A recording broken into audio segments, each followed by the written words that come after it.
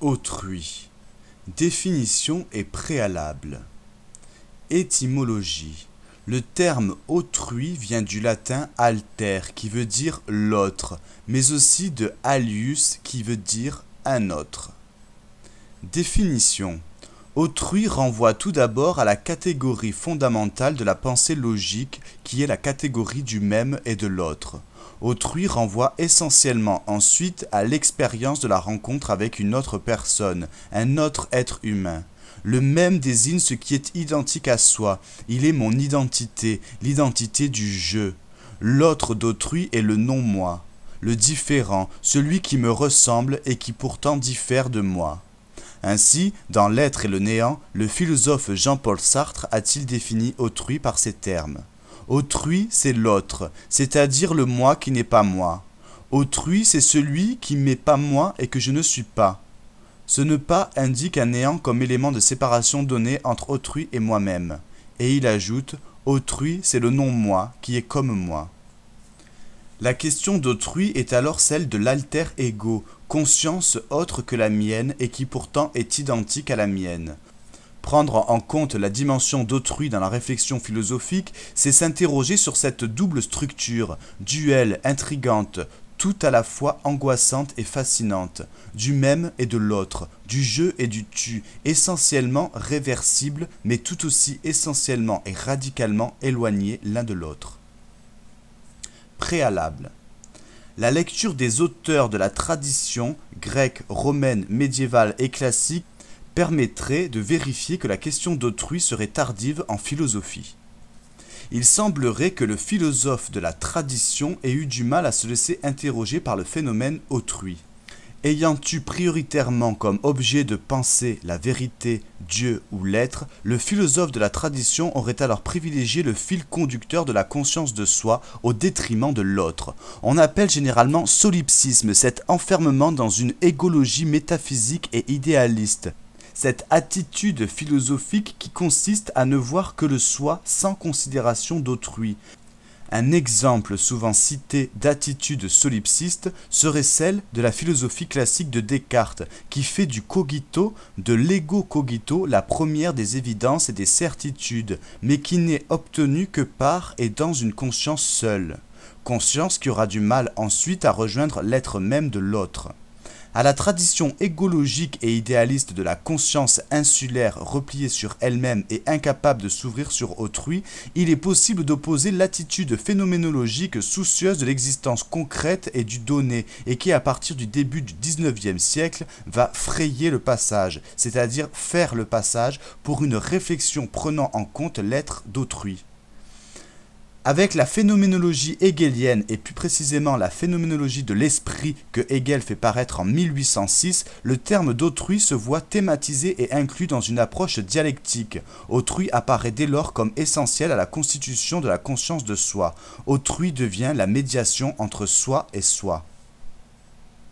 Avec la phénoménologie d'Edmund Husserl, autrui n'est plus envisagé comme un être accidentel que je pourrais ou ne pourrais rencontrer, mais il est au contraire un a priori de mon existence. Au j'existe de Descartes, il faut désormais substituer un je coexiste. Ce n'est pas le sujet qui est premier, mais c'est l'intersubjectivité qui est première. Il n'est pas donné en effet à un existant dans son champ d'existence comme de conscience d'être sans relation à autrui. Aucun individu n'existe de manière absolument isolée. Dans les méditations cartésiennes, Husserl écrit « L'ego et l'alter ego sont toujours nécessairement donnés dans un accouplement originel ». Avec la phénoménologie de Martin Heidegger et l'ouvrage Sein und Zeit paru en 1927, se continue cette idée fondamentale que le Mitsein précède tout Dasein. Mitsein signifie être avec. L'être avec est alors une structure d'être qui est co-originaire de mon être au monde. Sur ce point précis, Heidegger écrit « Ce qui est de prime abord n'est pas un simple sujet sans monde et rien de tel n'est jamais donné. Et en fin de compte, tout aussi peu est donné, de prime abord, un moi isolé sans les autres. » Pour Heidegger, autrui est pensé à partir du concept de l'être avec, qui est un existential, c'est-à-dire une catégorie a priori de l'exister. Autrui relève alors lui aussi de das Unumgängliche, que nous traduisons en français par l'incontournable. Cela veut dire qu'autrui est toujours déjà là, que non seulement il précède et conditionne ma propre présence, mais que je ne peux me soustraire sur aucun mode possible à sa présence. Je ne peux que le rencontrer. Mais dans cette rencontre, il ne me sera pas donné de faire le tour d'autrui, et autrui est et restera aussi celui qui m'échappe. Comment s'effectue la rencontre avec autrui? Telle sera en effet ici la question posée pour la problématique de cette leçon, ce qui veut dire quelles sont les modalités possibles de la rencontre avec autrui, mais aussi quand y a-t-il rencontre authentique avec autrui. Parmi les modalités possibles seront successivement envisagées celles de la lutte des consciences et de l'amour des consciences. Autrui et la lutte des consciences. La dialectique du maître et de l'esclave dans la philosophie de Hegel. La figure philosophique de la dialectique du maître et de l'esclave est un des chapitres et un des moments de l'ouvrage La phénoménologie de l'esprit de Friedrich Hegel.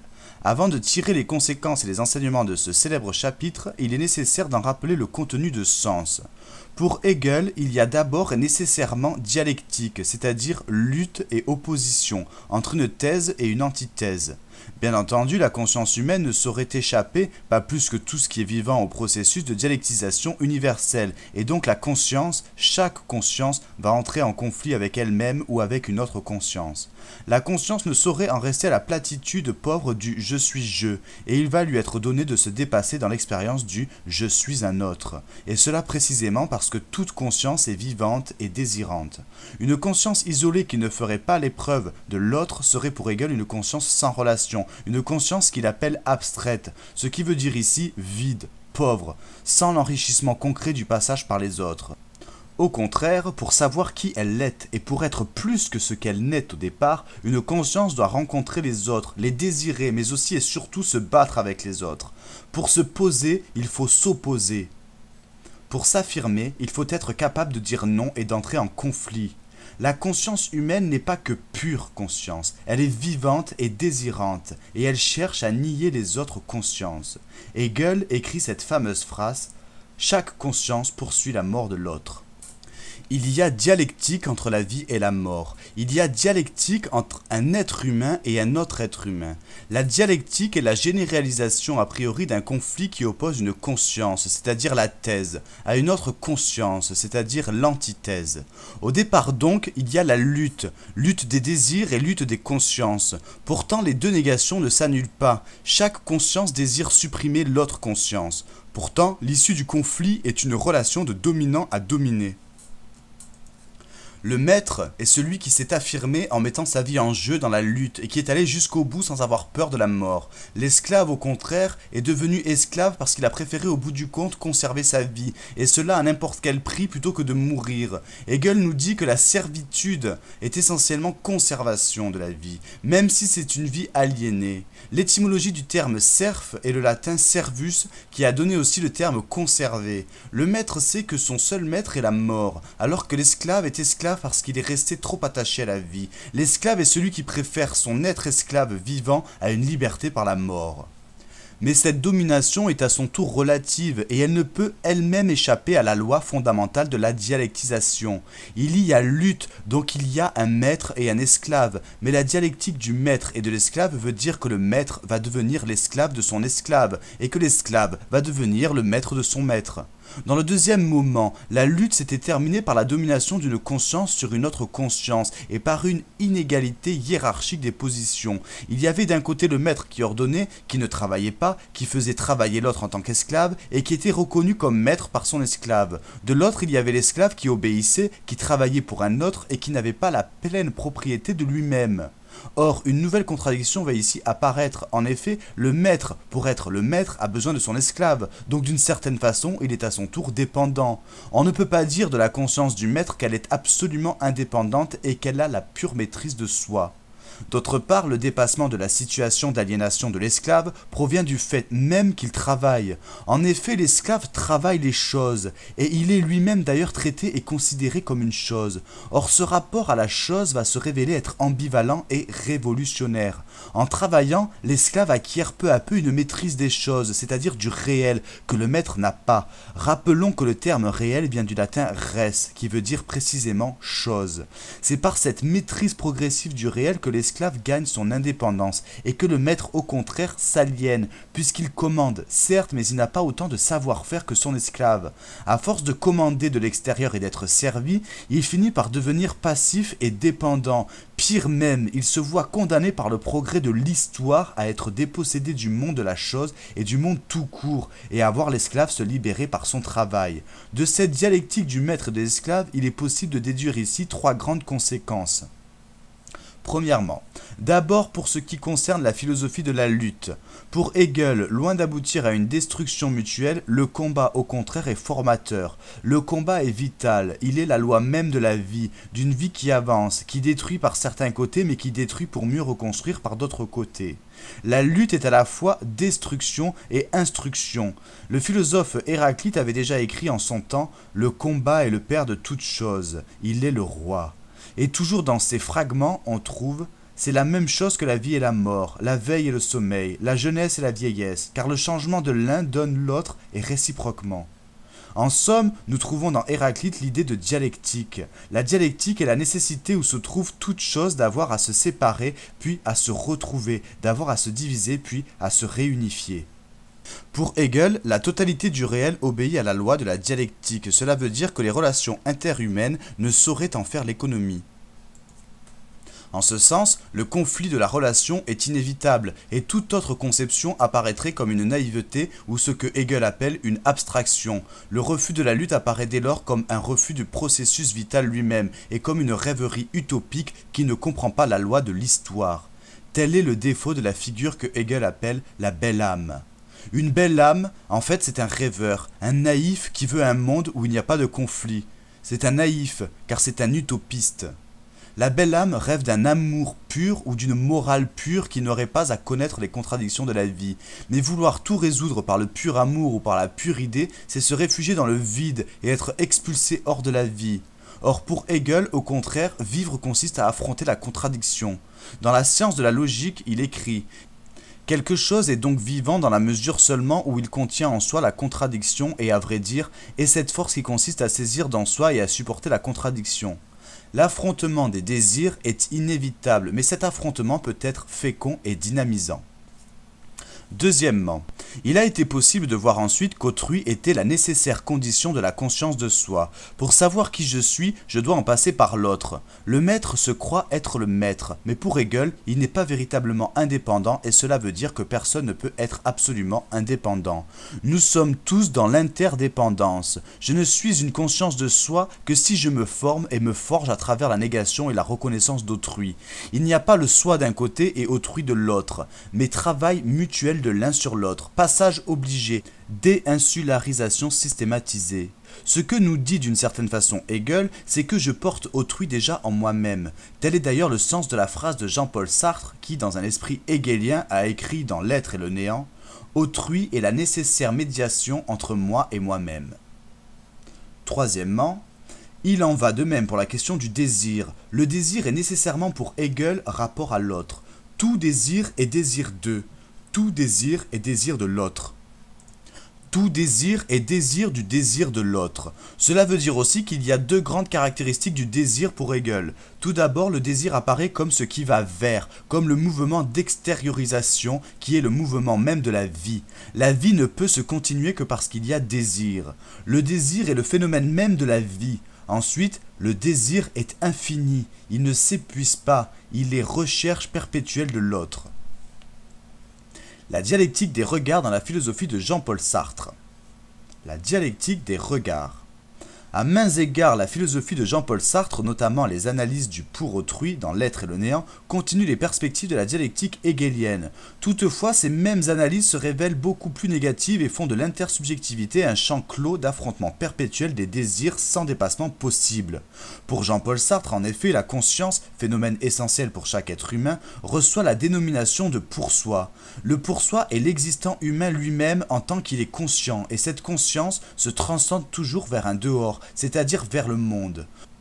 Or, dans le monde, cette conscience ne rencontre pas que de l'en-soi, c'est-à-dire de la chose inerte, opaque et sans conscience. Elle va aussi faire l'épreuve d'une rencontre tragique, celle d'une autre conscience, celle d'un autre pour soi que soi. Avant cette rencontre, la conscience aurait pu se croire seule et souveraine. Elle se pensait certainement comme un sujet possédant la pleine seigneurie sur le monde et sur les objets du monde. Or, la rencontre d'un autre sujet, que Sartre appelle un non-moi non-objet, vient tout bouleverser. En effet, ce sujet ne peut être comparé aux autres objets du monde. Sartre écrit « Ainsi, tout à coup, un objet est apparu qui m'a volé le monde ». L'apparition d'autrui dans le monde correspond à un glissement figé de tout l'univers, à une décentration du monde qui mine par en dessous la centralisation que j'opère dans le temps. L'existence d'autrui correspond alors pour Sartre à une sorte de chute originelle, c'est-à-dire qu'elle représente la déchéance de l'homme de son statut d'être heureux et inconscient dans un état où il faut subir la dure réalité de la présence d'autrui. L'existence est difficile et périlleuse selon Sartre, à cause de la coexistence forcée avec les autres. On peut penser que le pour-soi aurait préféré être seul, car dès qu'il n'est plus seul, il ne connaît plus que la lutte généralisée et le cycle infernal d'un regard qui cherche tour à séduire et à détruire l'autre. Cette lutte, dans un passage désormais célèbre du 3e chapitre de L'être et le néant, prend la forme de la rencontre des regards. C'est l'expérience cruciale de mon regard qui rencontre un autre regard. Ce regard sur moi me signifie alors une présence qui surgit comme moi je surgirais, un être de trop mais que je ne peux désormais écarter et qui aussi considère que c'est moi qui suis de trop. Et de même que je transforme autrui en objet par mon regard, je sais que désormais autrui me transforme en objet. Je ne suis plus sujet et souverain, mais je suis objet et toujours menacé d'objectivation. Être vu par autrui représente alors la plus grave des menaces, car il me dépossède de ma spécificité, de mon originalité et de ma liberté. Pour Sartre, la conscience du regard regardé culmine dans le phénomène de la honte. C'est le fameux exemple de l'homme surpris à l'improviste en train de regarder par le trou d'une serrure. Dans la honte, l'homme se voit comme autrui le voit, il s'aliène dans le regard de l'autre. Le regard de l'autre ne fait pas que dévaloriser le sujet que je suis en simple objet, il va plus loin, il me dévisage, il me juge, il m'étiquette de manière définitive. Par le regard de l'autre, je suis épié et chosifié. L'autre est une liberté qui me vole ma liberté, une transcendance qui heurte et nie ma propre transcendance. Sartre écrit « Mon regard est dépouillé de sa transcendance, du fait même qu'il est un regard regardé. Il suffit alors qu'autrui soit là, indépendamment d'un jugement posé sur moi pour que mon existence m'échappe. Sans autrui, je suis une pure subjectivité, j'existe simplement, nous dit Sartre. Mais avec autrui, j'ai un dehors, j'ai une nature, et autrui me voit de l'extérieur comme une chose. Mais ce qu'il désire précisément, c'est me chosifier, c'est porter un jugement définitif sur moi, donner une définition restrictive ou méprisante, d'après, par exemple, mon apparence, mon comportement. Autrui me limite, me fige et cherche à me détruire par ce regard chosificateur. L'enfer, c'est les autres. Pour moi, du point de vue de ma vie immédiate, je ne suis rien de défini. J'existe d'abord et ce vécu ne peut être réduit à une image donnée dans l'esprit de l'autre. Même si cette existence est toujours en situation, comme l'écrit Sartre, elle reste néanmoins pour moi avant tout une somme de possibilités. Or, ces possibilités sont aliénées, c'est-à-dire qu'elles me deviennent étrangères lorsqu'elles sont transcendées par la liberté d'autrui. Il y a même pire, il y a le risque terrifiant que je me reconnaisse comme autrui me voit. Ce serait alors autrui qui constituerait mon être vis-à-vis de moi-même. À cause d'autrui, mes propres fins m'échappent, et ma liberté ne peut que se définir à l'intérieur de cette dépendance à autrui. Cette dépendance n'est pas passagère, elle est au contraire structurelle. Le pour soi ne peut se défaire de son être pour autrui, comme s'il s'agissait d'une malédiction. Le désir de l'autre est pris au piège indépassable d'un sadomasochisme foncier. Les hommes sont voués tour à tour à être victimes et bourreaux, persécutés et persécuteurs. Dans sa pièce de théâtre Huis clos, un des personnages dit « Chacun de nous est le bourreau de l'autre, et aussi, l'enfer c'est les autres ». Dans une telle optique, l'amour peut-il exister? Le désir peut-il épouser la forme de l'amour pur? Pour Sartre, l'amour n'est qu'une entreprise de séduction destinée à engluer le regard de l'autre, et ainsi l'annihiler pendant quelque temps. En somme, l'amour est une forme de la lutte. La preuve, c'est qu'il parvient aux mêmes fins. Cela veut dire qu'il piège la liberté d'autrui. L'amour n'est pas pour Sartre un sentiment éternel et positif, mais une conduite par laquelle un sujet se fait objet fascinant et cherche alors à transformer l'autre en chose fascinée et possédée. Pour Sartre, l'amour est un idéal, contradictoire et hypocrite, et en ce sens, il est voué à l'échec. Pour Sartre, l'amour est caractérisé par la destructibilité. Il est une duperie, il est un idéal hors d'atteinte, il est foncièrement insatisfaisant, il n'est qu'un faux absolu. L'amour d'autrui. Est-il vrai qu'il n'y a pas d'amour heureux? Est-il vrai que l'autre est toujours et a priori mon ennemi? Est-il vrai qu'il n'y a pas de trêve à la lutte? Qu'est-ce que l'enfer exactement? Est-ce vraiment la perpétuelle présence des autres? N'est-ce pas au contraire le fait de ne pouvoir rencontrer les autres? Le désir amoureux peut apparaître comme ouverture positive à autrui. Ainsi, à la suite de la phénoménologie husserlienne et heideggerienne, le philosophe Martin Buber, dans son livre Je et tu, paru en 1928, dessine tout un espace de la rencontre qui non seulement affirme l'antécédence de l'amour sur la haine, mais qui aussi indique une expérience privilégiée d'autrui, c'est-à-dire une expérience qualitative faite d'authenticité. Le mythe de l'androgyne primitive dans le banquet de Platon. Qu'est-ce que l'amour? Dans le livre Le Banquet, Platon fait intervenir plusieurs convives qui, à tour de rôle, répondent à cette question. Le poète Aristophane répond en affirmant que l'amour est la recherche de sa propre moitié manquante, et pour cela il s'appuie sur le mythe dit de l'androgyne primitif. Ce mythe grec, rapporté donc dans le Banquet, raconte qu'au début des temps, il existait des êtres complets qui étaient hommes-femmes, mais également des hommes doubles et des femmes doubles. La puissance de ces êtres unis provoqua la jalousie de Zeus qui décida alors de les séparer en deux. Depuis lors, les êtres humains ne sont que des moitiés, et ils cherchent à retrouver leur moitié manquante. Telle est la genèse mythologique du phénomène amoureux. L'amour est la tentative de surmontement d'un manque. Il est le désir de combler la perte de l'unité fondamentale et originaire. Il est l'espoir de retrouver sa moitié exacte. Aussi existe-t-il dans tout homme cette recherche d'autrui qui ne fait qu'un avec lui-même, qui le met en souci perpétuel et qui ne trouve d'apaisement que dans la rencontre. Le je et le tu de Martin Buber. Pour Martin Buber, fondamentalement, l'homme cherche à s'unir.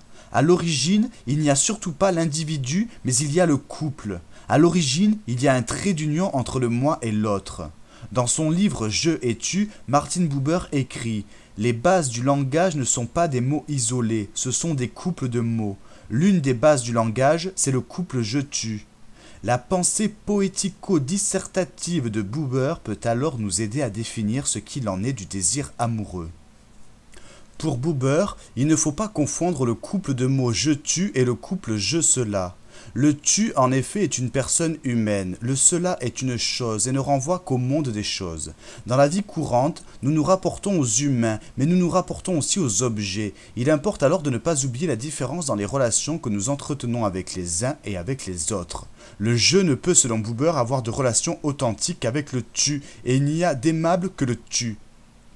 Le cela est fait pour être utilisé et expérimenté, mais pas aimé. Ainsi, de lui-même, l'amour n'est-il pas seulement un affect, mais il est une connaissance. Il est la connaissance originaire de l'humain en tant que tel, il est la connaissance originaire qui sait faire la différence elle-même originaire entre un tu et un cela. Pour aimer véritablement, il ne faut pas confondre une personne et une chose. Pour aimer, il ne faut pas vouloir que l'autre soit simplement convocable et manipulable à merci.